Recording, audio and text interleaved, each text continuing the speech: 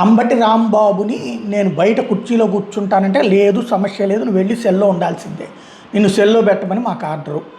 అదేంటయ్యా నాకు ఒళ్ళు నొప్పులు, హార్ట్ ప్రాబ్లం ఉంది, ఇవన్నీ ఉన్నాయంటే మేము బలవంతంగా చేసే పని వద్దు అని చెప్పి సెల్ తీసి ఆ సెల్లో ఉన్నటువంటి ఆ అరుగు మీదనే పడుకోమని చెప్పారట.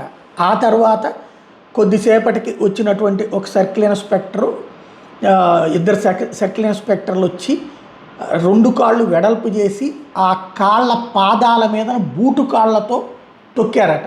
ఏంటిది అంటే, ఏం చేయలేము మా పై ఆర్డర్లు అని చెప్పారట.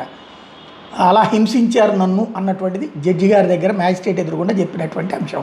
రాత్రి 2:30 గంటలకు బయటికి తీసుకొచ్చారు. ఆ క్షణాలు ఇప్పటికీ భయంకరంగా ఉన్నాయి.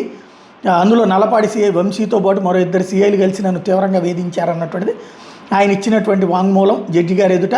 నా 2 కాళ్ళను వెడల్పుగా చేసి దాని మీద తొక్కారన్నటువంటిది. కాళ్ళకి తీవ్రమైన నొప్పులు వచ్చినాయి.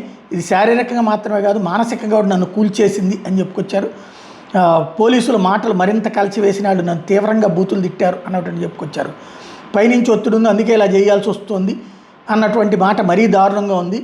అందుకనే నన్ను ఎవరిని కలవనీయకుండా చేశారు అన్నటువంటి మొత్తం అంబటి రాంబాబు చెప్పిన దాన్ని ప్రస్తుతం చేశారు. కాకపోతే వైసీపీకి దమ్ము ఉంటే దీని మీద సుప్రీంకోర్టు దాకా వెళ్ళాలి.